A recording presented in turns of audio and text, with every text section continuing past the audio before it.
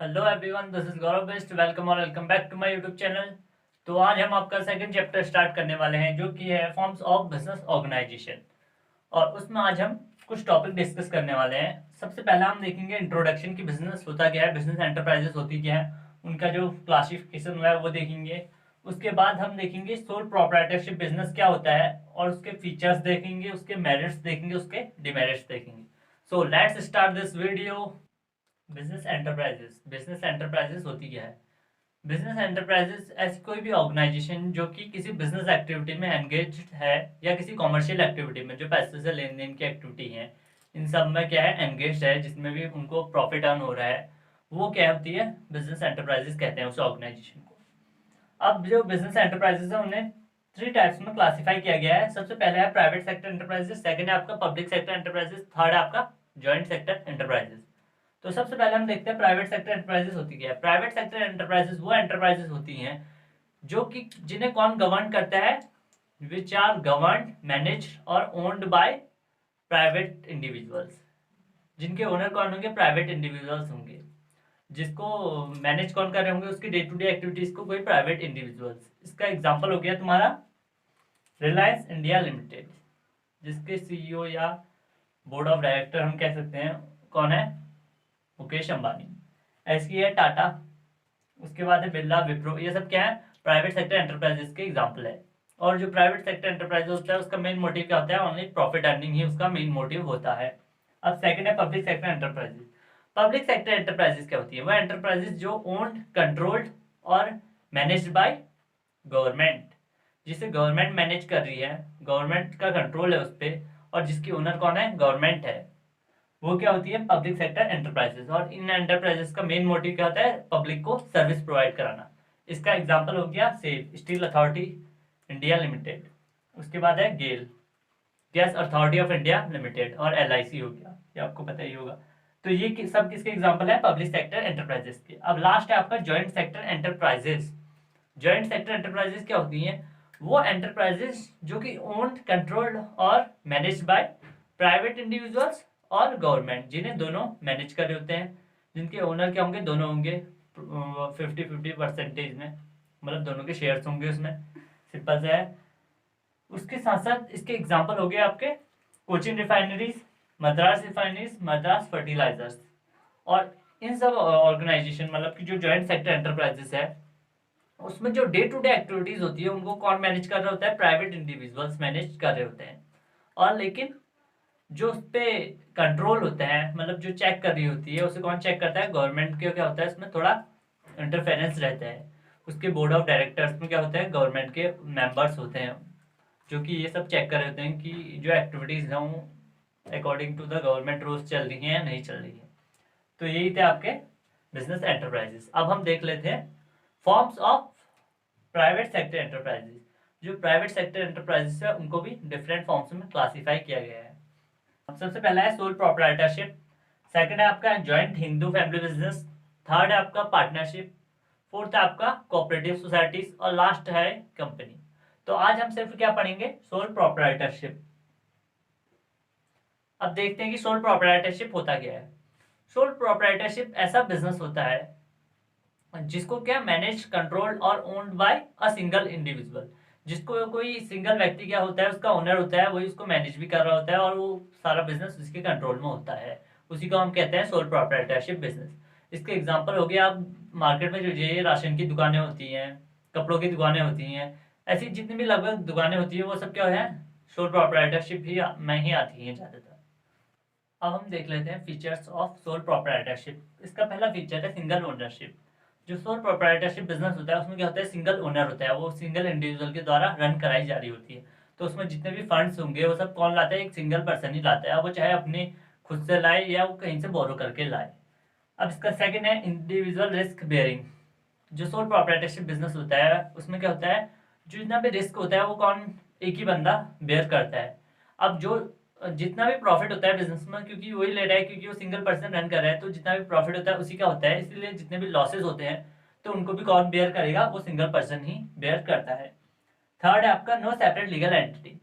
जो sole proprietorship business है उसमें क्या होती है, उसकी जो बिजनेस और जो ओनर है वो क्या करते हैं, एक साथ एग्जिस्ट करते हैं, उनकी कोई सेपरेट लीगल एंटिटी नहीं होती है। हम ये कह सकते हैं कि जैसे कि हम किसी दुकान में जाते हैं तो हम क्या कहते हैं, ये चंदू की दुकान है, ये रामू की दुकान है।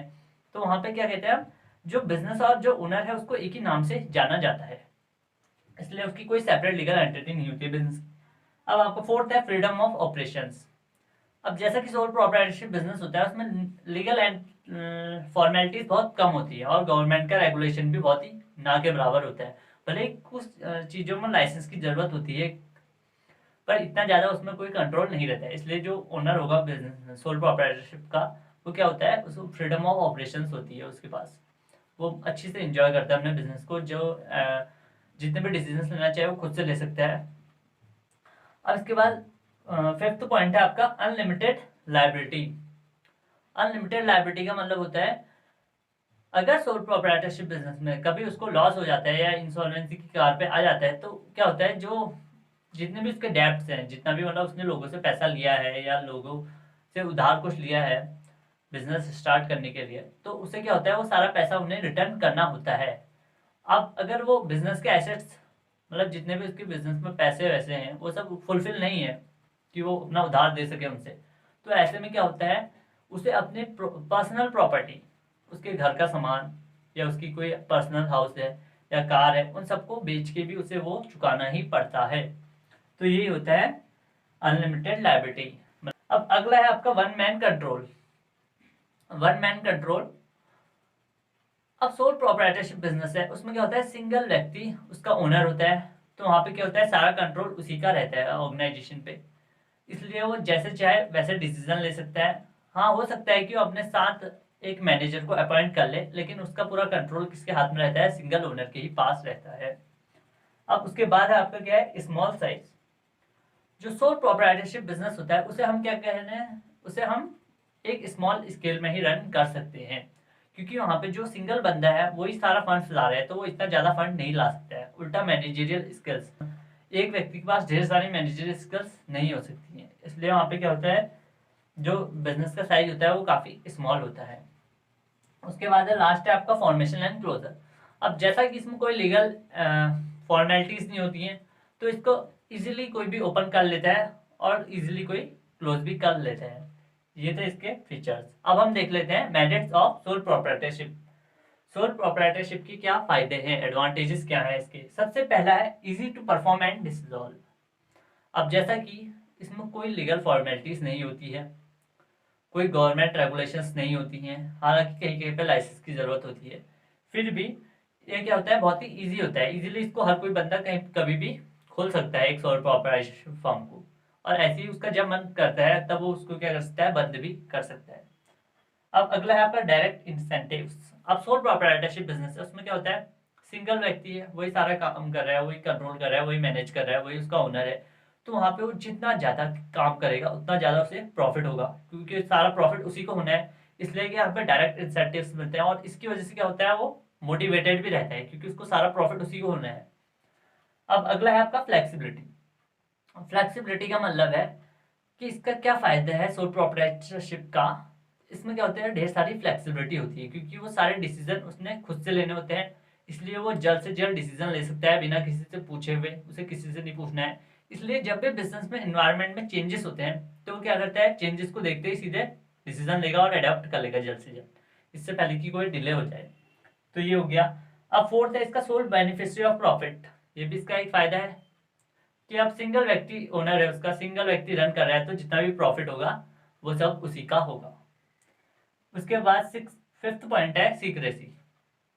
अब सोल प्रोप्राइटरशिप है, जो ओनर होता है उसको वो किसी को बेसिकली अपने बिजनेस के बारे में किसी को बताता नहीं है, और ना उसे कोई ऐसी गवर्नमेंट की वो है रेगुलेशंस है या गवर्नमेंट ने कुछ लॉ बनाया है कि आपको अपने अकाउंट्स पब्लिश कराने ही पड़ेंगे। ऐसा कोई लॉ नहीं है उसमें, इसलिए उसको अपने अकाउंट्स भी पब्लिश नहीं कराने पड़ते हैं। और इससे क्या होता है, उसके उसमें सीक्रेसी बने रहती है, और जब भी वो अपने कंपिटिटर से क्या कर सकता है, इजीली compete कर सकता है, उसकी स्ट्रेंथ बढ़ जाती है compete करने की। लास्ट पॉइंट है इंडिपेंडेंट कंट्रोल। वो ये है कि सिंगल ओनर है, तो वो क्या इंडिपेंडेंट कंट्रोल रहता है उसका, वो जब चाहे उस बिजनेस को ओपन कर सकता है, जितने भी डिसीजंस लेने हैं, चाहे वो फंड से रिलेटेड हों या अपने कस्टमर से रिलेटेड हैं, वो सब क्या खुद वो ले सकता है। इसलिए उसको किसी से विचार विमर्श की जरूरत नहीं होती है, वो पूरा फ्रीडम ऑफ एक्शन लेता है वहाँ पे। अब हम देख लेते हैं सोल प्रोप्राइटरशिप के डीमेरिट्स, आखिर इसमें क्या खामियां हैं। सबसे पहला है लिमिटेड रिसोर्सेस। जो सोल प्रोप्राइटरशिप बिजनेस होता है उसमें आप एक ही बंदा पैसा लाता है, जितना भी फंड्स है वो सिंगल व्यक्ति अरेंज ही करता है। इसलिए क्या होता है, वो बहुत ही उसमें लिमिटेड रिसोर्सेज होते हैं, बहुत कम रिसोर्सेज होते हैं, इससे कि उसका ज़्यादा स्कोप नहीं होता है आगे बढ़ने का। उसके बाद सेकंड है अनलिमिटेड लायबिलिटी। सेकंड उसका क्या अनलिमिटेड लायबिलिटी है, अगर कोई लॉस हो गया या वो प्रॉफिट नहीं हुआ या वो इंसॉल्वेंट हो गया तो उसको क्या अपने घर का मतलब अपनी पर्सनल प्रॉपर्टी भी बेच के देना ही पड़ते हैं अपने डेब्ट्स को। डेब्ट्स मतलब जो भी उसके उधार हैं उन्हें फुलफिल करना ही पड़ता है। तो ये था इसका सेकंड डिमेरिट। थर्ड है इसका लिमिटेड मैनेजरियल स्किल।